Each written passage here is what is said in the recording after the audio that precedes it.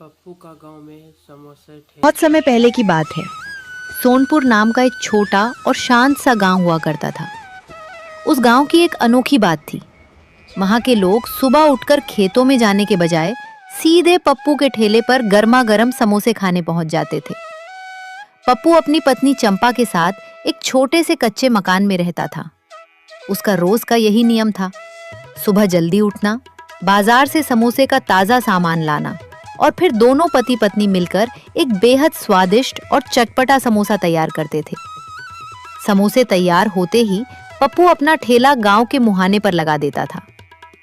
तभी पप्पू का रोज का पहला ग्राहक उमेश वहां आता है। अरे पप्पू भाई, राम राम, क्या हाल चाल हैं? भाई आज तो समोसे की खुशबू दूर दूर तक महक रही है। क्या बात है, आज कुछ खास मिलाया है क्या? अरे उमेश भाई, बात अब वैसी नहीं रही। अब इन समोसों को मैं नहीं बल्कि तुम्हारी भाभी छानती हैं। मैं तो बस आलू की पिट्ठी तैयार करके दे देता हूँ। अरे तभी मैं कहूँ कि आज समोसों में इतना खस्तापन और कुरकुरापन कहाँ से आ गया। भाभी के हाथ में तो जादू है भाई। चलो चलो, अब ज्यादा मक्खन मत लगाओ। ये बताओ कितने समोसे लगाऊं? अरे पूछना क्या है, जितना रोज खाता हूँ उतने आज भी पत्तल में सजा दो। पप्पू ने एक प्लेट लगा दी। उमेश अभी मजे से समोसे खा ही रहा था कि तभी गांव की एक बुजुर्ग काकी पप्पू के ठेले पर आईं। उनकी उम्र का तजुर्बा उनके चेहरे पर साफ दिखता था। बेटा पप्पू, कैसे दिए समोसे? अरे काकी, राम राम, बैठिए ना। आपके लिए तो समोसा हमेशा तैयार है। पप्पू ने बिना रेट बताए काकी को एक प्लेट लगाकर दी।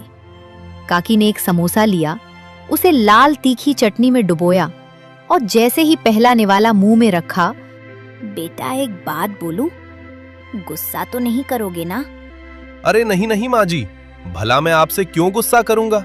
आप तो माँ समान हैं, बेझिझक बोलिए। बेटा समोसे का स्वाद तो लाजवाब है, लेकिन ये जो चटनी तुम दे रहे हो ना, ये समोसे का पूरा तालमेल बिगाड़ रही है। सच सच बताना, ये चटनी तुम खुद बनाते हो या बाजार से लाते हो? वो माँ जी, चटनी तो मैं बाजार से ही तैयार बनी बनाई ले आता हूँ। अब कौन सुबह सुबह इतना झंझट पाले। तभी मैं कहूँ, बेटा तुम हरिया के बेटे पप्पू ही हो ना? हाँ माँ जी, मैं उन्हीं का बेटा हूँ। ठीक है, मैं आज शाम को तुम्हारे घर आऊंगी। तुम्हें और बहू